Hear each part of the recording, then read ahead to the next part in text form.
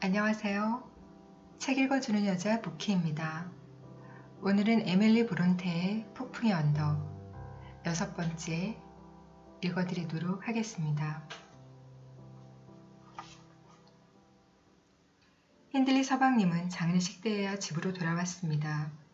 그런데 새 아씨를 데리고 왔으므로 우리들은 깜짝 놀랐고 서로 모이기만 하며 수군거리게 되었습니다. 그 여자의 출신 성분이라든지 어디 태생이라든지 하는 것은 힌들리 서방님이 일체 가르쳐주지 않았으므로 알 수는 없었습니다만 아마도 돈도 없고 보잘것없는 가문의 교수가 아닌가 생각되었습니다. 그렇지 않으면 이 결혼을 아버지에게 숨길 필요가 없었기 때문이지요. 이 새 아씨는 그녀로 인해 집안에 소란을 일으킬 그런 여자는 아니었습니다. 문 안으로 들어선 순간부터 조문객들과 장례식 준비로 마련된 여러 가지 물건들만 제외하고는 주위의 모든 것이 신기하게만 보이는 것 같았습니다. 장례식을 치르는 동안 가만히 살펴보자니 이 여인은 좀 모자라는 게 아닐까 싶을 정도였습니다. 제가 아이들의 옷 입는 것을 거들어 주어야 하는데도 그녀는 저를 끌고 자기 방으로 뛰어들어가 몸을 와들와들 떨고 손을 움켜쥐면서 몇 번이나 되물었지요. 그들은 아직 돌아가지 않았어요? 그리고는 상복만 보면 이상한 느낌이 든다고 하면서 벌벌 떨다가 급기야는 두 손으로 얼굴을 가리고 울기 시작하는 것이었습니다. 도대체 왜 그러느냐고 제가 묻자 딱히 꼬집어 말할 수는 없지만 하여튼 죽는다는 것이 두렵다고 대답하는 것이었습니다. 도대체 왜 저럴까 하고 저는 생각했습니다. 새 아씨는 좀 마른 편이기는 했지만 얼굴에 활기가 넘치고 명랑해 보였으며 눈은 다이아몬드처럼 빛나고 있었습니다.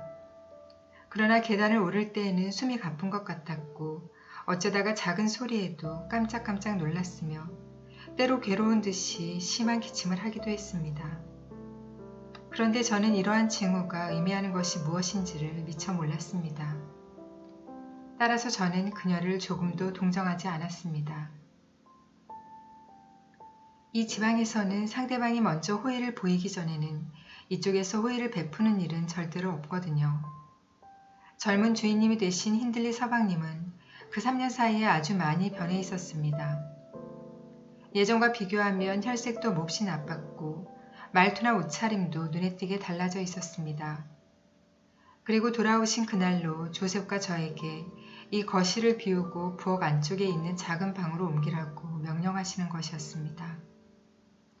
애초에는 비어있던 그 작은 방에 융단을 깔고 도배를 새로 해서 그 방을 거실로 쓰려고 했던 것 같았는데 새 아씨께서 거실의 깨끗한 마룻바닥이라든지 따뜻한 공기를 내어뿜는 난로, 백합같이 희고 고운 접시들, 윤기 흐르는 찬장, 아담한 계집, 그리고 마음껏 뛰놀 수 있을 만큼 넓은 마루, 이러한 것들이 몹시 마음에 들었던지 퍽 기뻐했기 때문에 서방님께서는 그렇다면 빈 방을 일부러 꾸밀 필요까지 없지 않겠느냐면서 우리들을 작은 방으로 옮기게 했던 것입니다. 새 아씨께서는 또 가족 중에 귀여운 시누이가 있는 것을 알고 몹시 기뻐하여 처음에는 캐서린과 즐겁게 이야기를 나누기도 하고 볼에 입을 맞추기도 하며 함께 놀아주기도 하고 여러 가지 선물을 주기도 했습니다. 그러나 그와 같은 서글서글함도 얼마 가지 않아 사라져버리고 날이감에 따라 곧잘 화를 내게 되었습니다. 그와 더불어 힌들리 서방님도 점점 거칠어지기 시작했습니다. 히스클리프가 보기 싫다고 새아씨께서 몇 번 말씀하시자 힌들리 서방님은 옛날에 품었던 미움을 되살려 그에게서 가족의 지위를 박탈하고 하인 노릇을 하도록 했으며 부목사한테 배우고 있던 공부도 그만두게 하고는 들에 나가 다른 일꾼들과 같이 고된 노동을 하도록 조치하고 말았습니다. 히스클리프는 이와 같이 나쁜 대우를 받게 되었어도 잘 참았습니다. 왜냐하면 캐시가 자기가 배운 것을 찾아가서 가르쳐주기도 하고 밭에 나가 함께 일을 하기도 하며 놀아주기도 했기 때문입니다. 이렇게 가족들의 눈을 피해 어울려 다니다 보니 두 사람은 모두 야마님과도 같은 불황자가 될 염려도 많았지만 젊은 주인님께서는 자기의 눈에 띄지만 않으면 두 사람이 무슨 짓을 하든 조금도 신경을 쓰지 않았습니다. 일요일이 돌아와도 두 사람을 교회에 보내는 일마저 마음 쓰는 일이 없었습니다. 다만 두 사람의 그런 게으름을 알게 된 조셉과 부목사가 주인님에게 좀 더 엄격하게 주의를 기울여야 되지 않겠느냐며 힐난이라도 할 때면 갑자기 생각이라도 난 것처럼 히스클리프를 불러들여 죽도록 두들겨 패고 캐서린에게는 점심이나 저녁을 굶기곤 했습니다. 그러나 아침이 되기가 무섭게 들판으로 달아나 그곳에서 하루 종일 지내는 것이 그들에게 있어서는 무엇보다 큰 즐거움이었으니 그런 벌쯤은 무서워하지도 않았습니다. 또한 부목사께서 캐서린에게 아무리 성경을 읽게 하려 해도 또 조셉이 팔이 아플 정도로 히스클리프를 때려주어도 두 사람은 한데 어울려 무언가 복수할 의논이라도 할 때면 그런 일중은 깨끗이 잊어버리는 것이었습니다. 두 사람이 점점 거칠어지는 것을 보고 저는 마음속으로 얼마나 조바심을 쳤는지 모릅니다.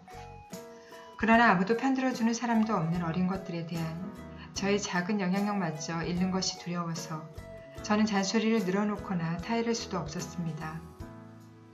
어느 일요일 해질 무렵 무슨 일 때문이었던가 잘 생각나지도 않습니다만 아무튼 그들이 거실에서 쫓겨난 일이 있었습니다. 저녁 식사 때가 되어 제가 찾아 나섰지만 둘의 모습은 보이지 않았습니다. 우리들은 온 집안을 헤집고 다니며 찾았지만 그래도 끝내 나타나지 않았고 나중에 마구간이나 정원 구석구석까지도 다 찾아보았지만 그들은 그림자조차 보이지 않았습니다. 그러자 몹시 노하신 힌들리 서방님께서는 문에 빗장을 단단히 걸어두어 오늘 밤에는 두 사람 모두 들어오지 못하게 하라고 분부하시는 것이었습니다.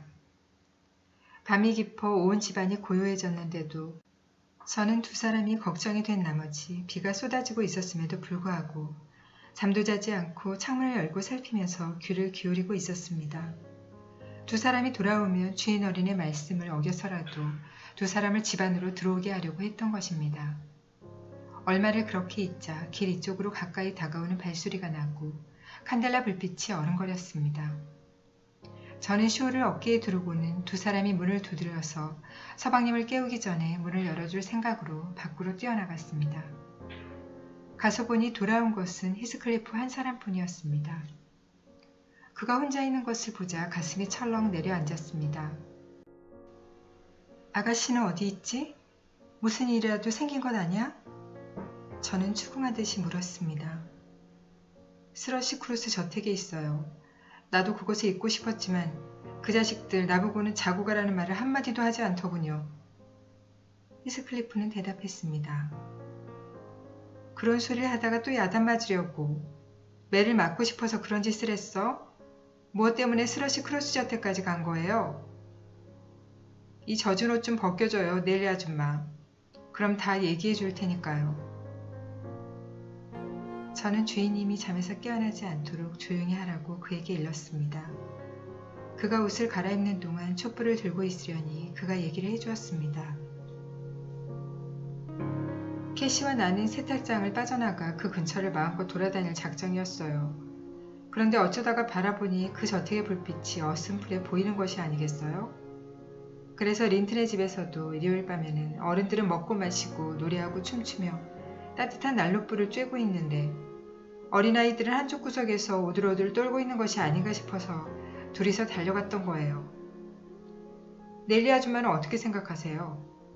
설교지만 보게 하고 하인이 교리문답에 어쩌다가 대답이라도 잘못하는 날이면 괜히 성경에 나오는 사람들의 이름이나 외계하고 말이야. 그렇게 했을 거라고 생각하느냐 말이에요. 그렇지는 않을걸. 분명히 그 댁의 아이들은 얌전한 아이들일 테니까. 너희들처럼 잘못을 저질러 벌을 받거나 매를 맞는 일은 없겠지. 저는 대답했습니다. 넬리 아줌마 설교는 그만둬요. 오늘은 참 일이 묘하게 됐단 말이야. 우리들은 폭풍의 언덕에서부터 그 집 울타리까지 단숨에 뛰어갔거든. 그런데 말이에요. 캐서린은 맨발이었기 때문에 나를 따라올 수가 없었어요. 도중에 늪에서 신을 잃어버렸거든요. 내일 늪에서 신발을 좀 찾아야 할 텐데.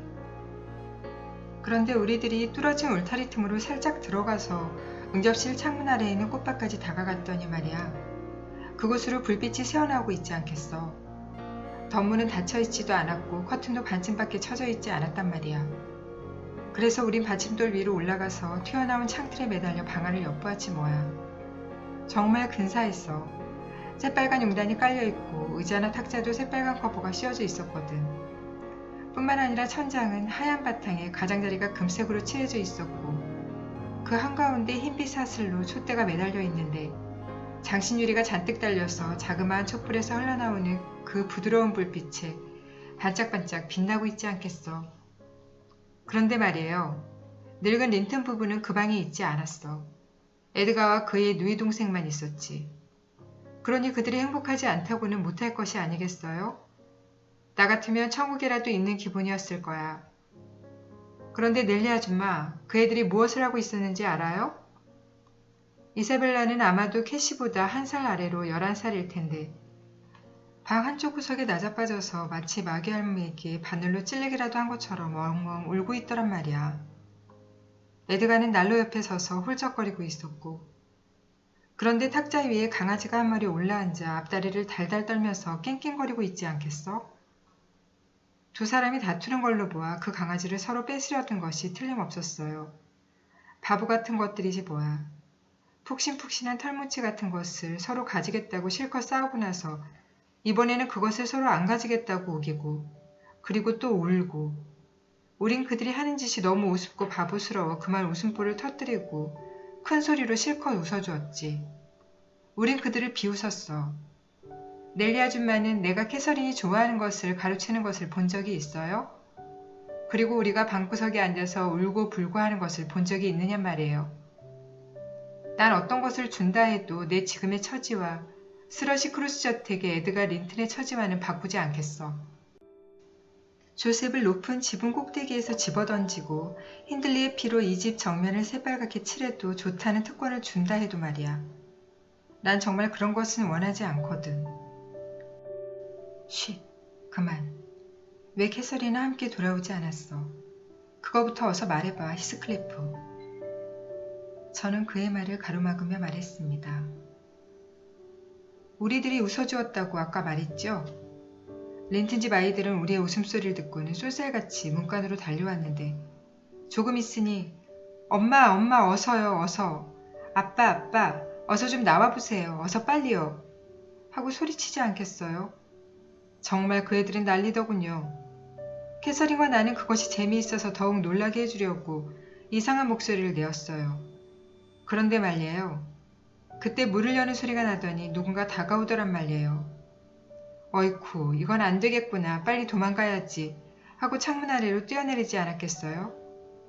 캐시의 손을 힘껏 붙잡은 난 잽싸게 도망치려 했는데 캐시가 그만 탁 쓰러지더니 일어나질 못하는 거야. 그러면서 빨리 도망가 히스클리프 어서 불독이 나를 물었어 하길래 어둠 속에서 자세히 보니 커다란 불독이 캐시의 발목을 꽉 물고 있었어.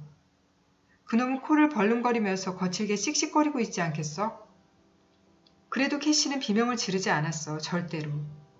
캐시는 미친 소의 뿔에 받치더라도 절대로 신음소리를 내지 않을 거야. 나는 마구 고함을 질러댔지.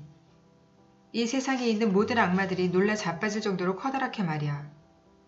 그리고 재빨리 돌멩이를 주워 불독의 아가리에 쑤셔 넣었지. 목구멍 속까지 말이에요.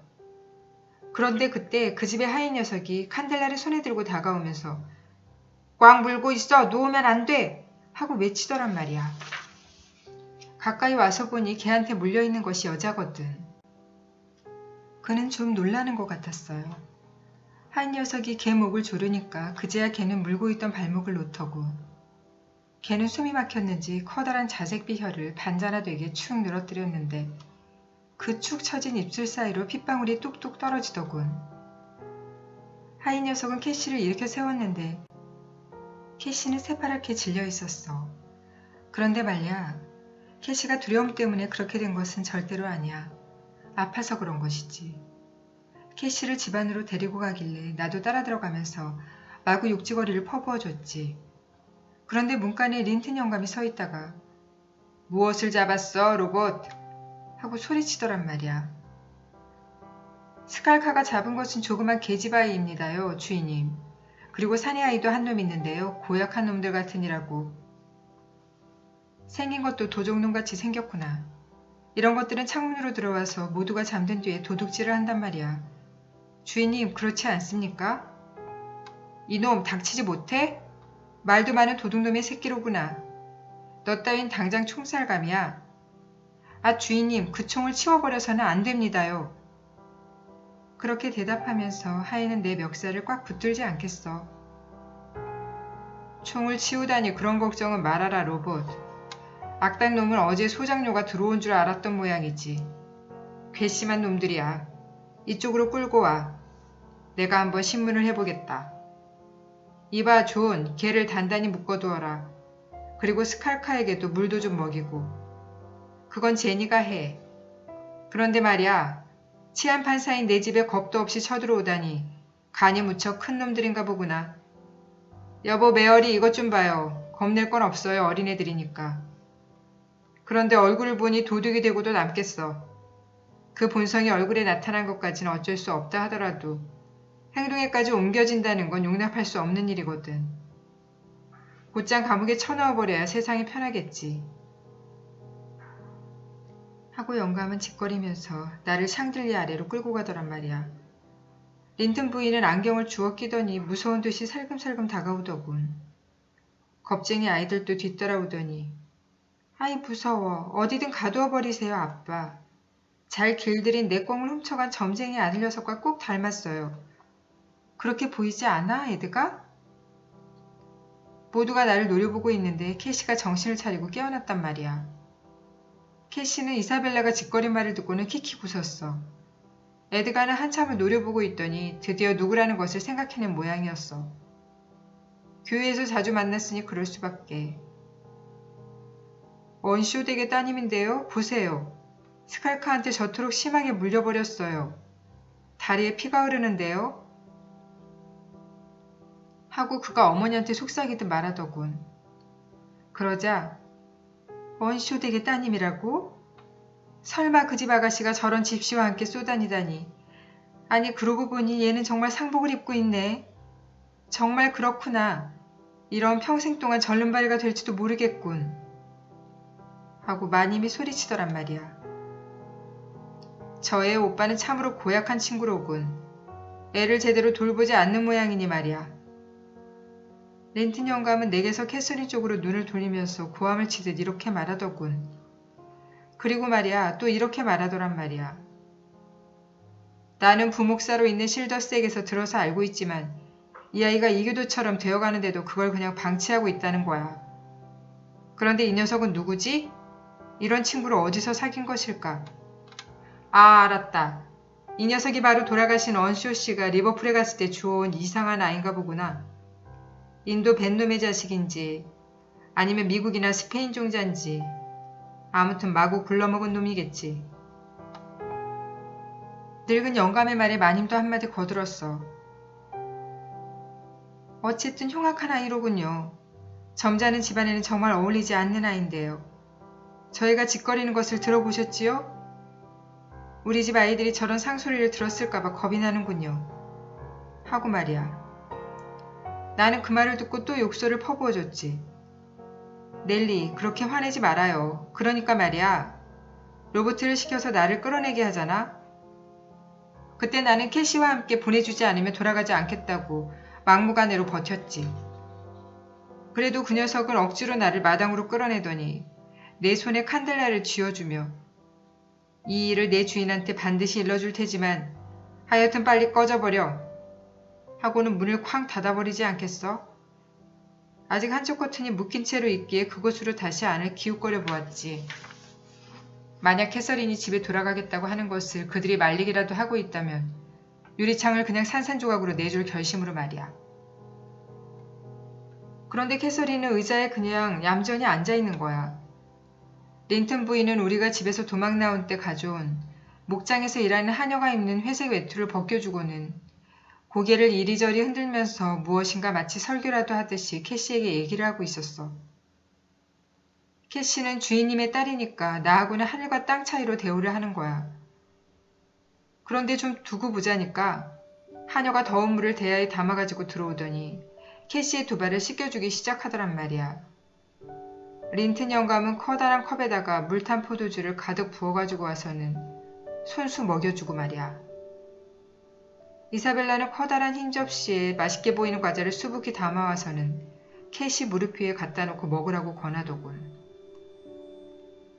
그런데 그 겁쟁이 녀석 에드가는 멀찍이 서서 바보처럼 입을 해해 벌리고 물끄러미 쳐다보고 있더란 말이야.